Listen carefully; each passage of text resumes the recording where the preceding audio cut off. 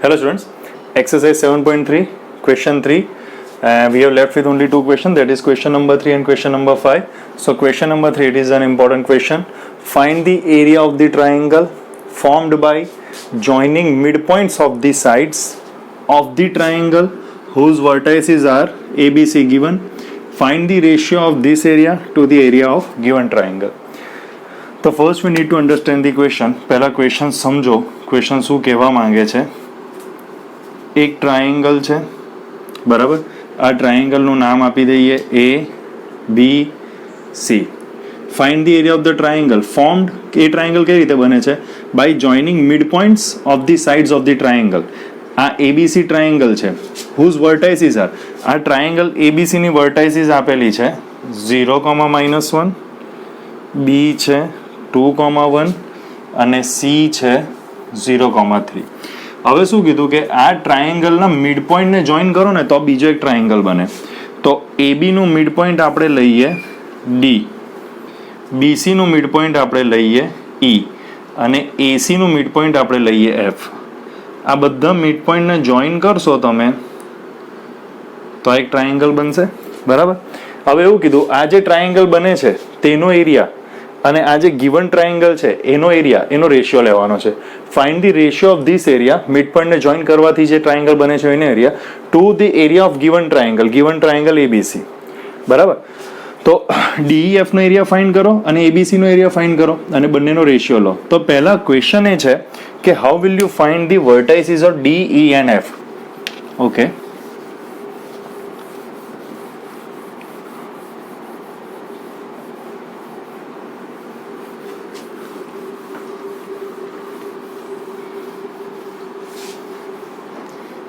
તો first question એ લોકોએ શું કીધું છે? D, E અને F એટલે કે બધી સાઈડના મિડ પોઈન્ટ છે એને જોઈન કરવાથી એક ટ્રાયેંગલ બને છે. તો આપણે AB નું મિડ પોઈન્ટ D એ લીધું છે, તો અહીંયા લખી દઈએ here D is the mid point of AB. D mid point છે AB નું, તો D ની વર્ટાઇસીસ શું થશે? જો ડિરેક્ટલી ફિગરમાં લખી દો તો બી ચાલશે, ઉપર અલગથી શોધીને લખો તો બી ચાલશે. મિડ પોઈન્ટ થિયરમ પરથી મિડ પોઈન્ટ ફાઇન્ડ કરતા તો આવડે જ છે આપણને. તો મિડ પોઈન્ટ કઈ રીતે ફાઇન્ડ થશે? તો AB નું મિડ પોઈન્ટ D છે, તો A અને B બંનેનું x 0 ને 2, 0 પ્લસ 2 2 અને ડિવાઈડ બાય 2 દેટ ઇઝ 1. બંનેનું y -1 પ્લસ 1 0, 0 ડિવાઈડ બાય 2 0. જેને નથી ખબર પડતી તે આ રીતે કરે. D ના કોર્ડિનેટ્સને હું x1 y1 લખું. D કોનું મિડ પોઈન્ટ છે? AB નું, તો A નું અને B નું x કોર્ડિનેટ કયું છે? 0 ને 2, તો positive 0 plus 2 divide by 2, x1 plus x2 divide by 2. એટલે બંનેના x કોર્ડિનેટ, બંનેના y coordinate -1 plus 1 divide by 2. તો આ શું મળશે? D 0 પ્લસ 2 2, 2 ડિવાઈડ બાય 2 1 અને 0 ડિવાઈડ બાય 2 0. E જેને ડાયરેક્ટ લખવું તો ડાયરેક્ટ લખી શકે છે, is the mid point of BC. તો BC નું મિડ પોઈન્ટ E છે, E ના કોર્ડિનેટ શું? x2 y2 લઉં એઝ ઓફ નાઉ, એટલે ફાઇન્ડ કરવા માટે. તો E B અને C નું મિડ પોઈન્ટ છે, તો B અને C નો x શું છે? 2 અને 0. તો આ શું થશે? 2 પ્લસ 0 બાય 2, બંનેનો y 1 પ્લસ 3, બંને પોઝિટિવ ડિવાઈડ બાય 2. તો E શું મળશે તમને? 2 plus 0 2, 2 divide by 2 1, 4 divide by 2 that is 2. થઈ ગયું E. અને હવે F, તો F કોનું મિડ પોઈન્ટ છે? AC નું, તો F is the mid point of AC. તો F ના કોર્ડિનેટ્સને હું x3 y3 એઝ ઓફ નાઉ અત્યારે લખું. તો A અને C બંનેના x 0 ને 0, તો 0 પ્લસ 0 ડિવાઈડ બાય 2, બંનેના y -1 plus 3 divide by 2, 0 divide by 2 0, -1 plus 3 2, 2 divide by 2 1. થઈ ગયું.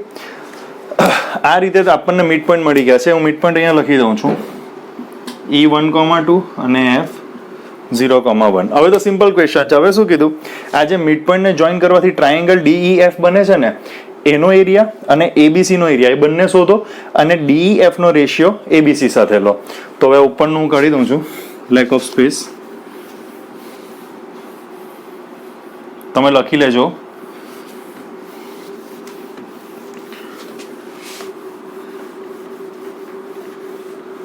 તો જો હવે આપણે DEF નો એરિયા ફાઇન્ડ કરીએ.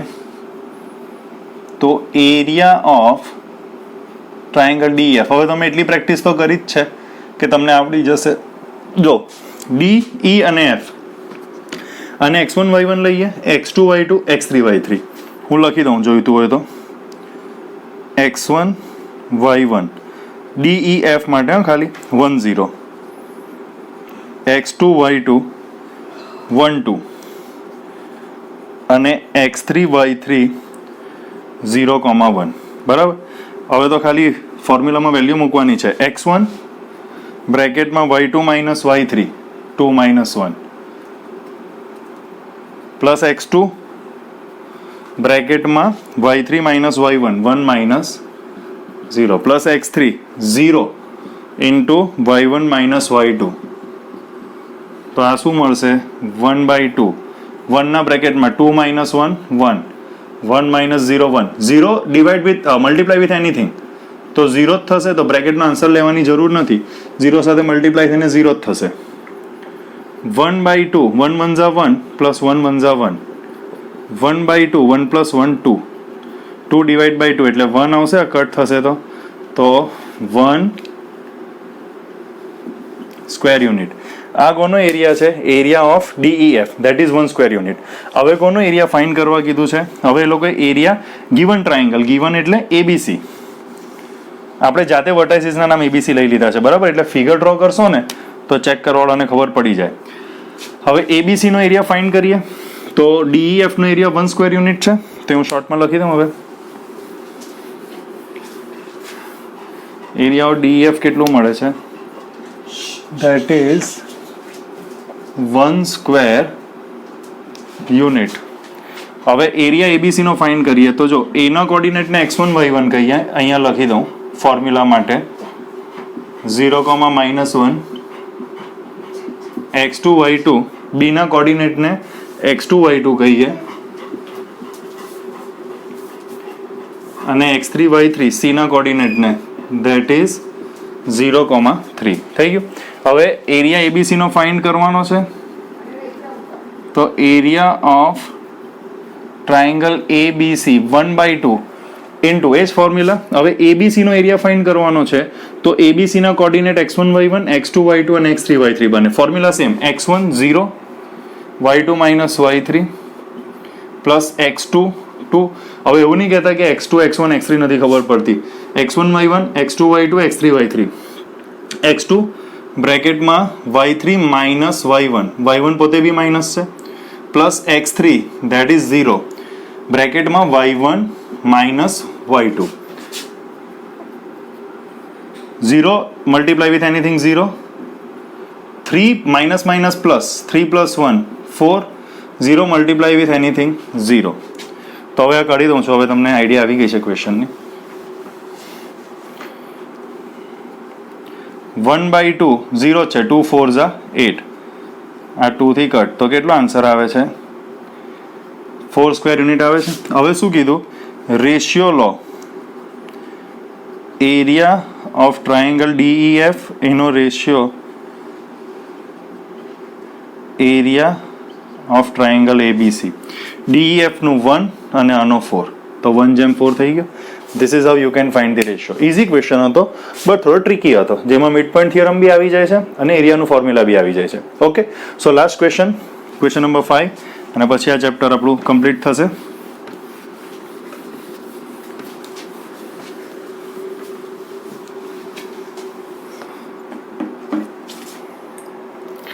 ક્વેશ્ચન નંબર 5 એમાં એવું કીધું છે, you have studied in class 9 chapter 9 example 3 એ બી એ લોકો સ્પેસિફિકલી લખેલું છે. That a median of a triangle, એ શું કહેવા માંગે છે કે median of a triangle divides it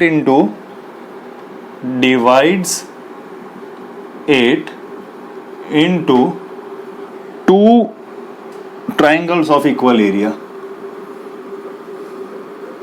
Two triangles of equal area. Verify this result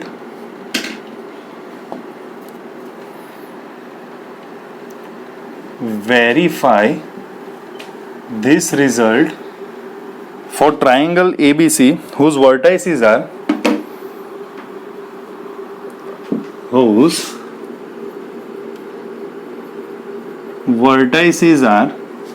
A 4 comma minus 6, B 3 comma minus 2 and C 5 comma 2. જો સ્ટાન્ડર્ડ 9માં તમે સ્ટડી કરી ગયેલા મીડિયન ઓફ અ ટ્રાયંગલ એટલે ટ્રાયંગલનું જે મીડિયન હોય છે ને that divides it into two triangles of equal area. એટલે મીડિયન ડ્રો કરો તો બે ટ્રાયંગલ બને અને બંને ટ્રાયંગલનો એરિયા ઇક્વલ થવો જોઈએ. સિમ્પલ, આટલું જ પ્રૂવ કરવાનું છે. આ કન્સેપ્ટ હું સમજાવીશ, કરવાનું તમારે છે. Verify this result for triangle ABC whose vertices are. તો જો ટ્રાયંગલ એબીસી આપી દીધું છે, એ બી અને સી. એની વર્ટાઇસીસ છે 4 કોમા માઇનસ 6, બીની 3 કોમા માઇનસ 2, સીની 5 કોમા 2. મીડિયન તમારે લેવાની છે. તો આ થયું મીડિયન, આને કહું ડી. તો here AD is a median. બરાબર, મીડિયન શું હોય? મીડિયન મિડ પોઈન્ટમાં ઇન્ટરસેક્ટ કરે. તો એડી મીડિયન હોય તો ડી તમારો બી અને સી નો મિડ પોઈન્ટ થશે. So D is a mid point of BC. હવે ડી ફાઇન્ડ કરતા આવડે? ડી મિડ પોઈન્ટ છે કોનો? બી અને સી નો. તો ડી કઈ રીતે ફાઇન્ડ કરશો? તો ડી ના કોર્ડિનેટ્સને x, y લખીએ is equal to D. D B અને સી નો મિડ પોઈન્ટ છે બીકોઝ એ ડી મીડિયન છે. તો ડી મિડ પોઈન્ટ હોય તો કઈ રીતે ફાઇન્ડ કરશો? બી અને સી ના x 3 અને 5. તો 3 પ્લસ 5 ડિવાઈડ બાય 2. બી અને સી ના y -2 અને આ +2. તો -2 + 2. બંનેના x ને પ્લસ કરો, બંનેના y ને પ્લસ કરો અને ડિવાઈડ બાય 2. તો ડી થશે 8. 8 ડિવાઈડ બાય 2 4. 0 divide by 2 0. હવે શું કીધું? આ જે મીડિયન હોય છે ને તે બે ઇક્વલ ટ્રાયંગલ, ઇક્વલ એરિયાના ટ્રાયંગલમાં ડિવાઈડ કરે. તો એક ટ્રાયંગલ કયો થાય છે? એડીબી. આ ફર્સ્ટ ટ્રાયંગલ અને આ સેકન્ડ ટ્રાયંગલ એડીસી. હવે શું પ્રૂવ કરવાનું છે? કે એરિયા એડીબી નો જેટલો થાય ને એટલો જ એરિયા એડીસી નો થાય. બરાબર. 9th સ્ટાન્ડર્ડમાં શું કહેતા હતા કે જો તમે મીડિયન ડ્રો કરો ટ્રાયંગલમાં તો એ બે ઇક્વલ એરિયા કરે ટ્રાયંગલના. તો એક આ ટ્રાયંગલ, બીજો આ ટ્રાયંગલ, બે ટ્રાયંગલ થઈ ગયા. એક ટ્રાયંગલ એડીબી, એક ટ્રાયંગલ એડીસી. બંનેનો એરિયા ફાઇન્ડ કરતા આવડશે તમને? એ બંને ટ્રાયંગલનો એરિયા ફાઇન્ડ કરવાનો છે અને બંને ઇક્વલ આવશે તો તમારે લખવાનું from 1 and 2 the result is verified. Area negative નહીં હશે. એરિયા નેગેટિવ આવે તો બી બહાર તો પોઝિટિવ જ લખવાનું છે. એટલે એરિયા સપોઝ -6 આવે તો લખવાનું 6 જ છે. ઓકે. સો હવે આ તમારે પ્રૂવ કરવાનું છે. એડીબી અને એડીસી નો એરિયા તમારે શોધવાનો છે અને બંને ઇક્વલ આવશે પછી લખવાનું છે. So now we have completed 6 chapters in standard time, that is 1, 2, 3, 5, 7 and 15. We'll start with the new chapter in the next video lecture. Okay, thank you.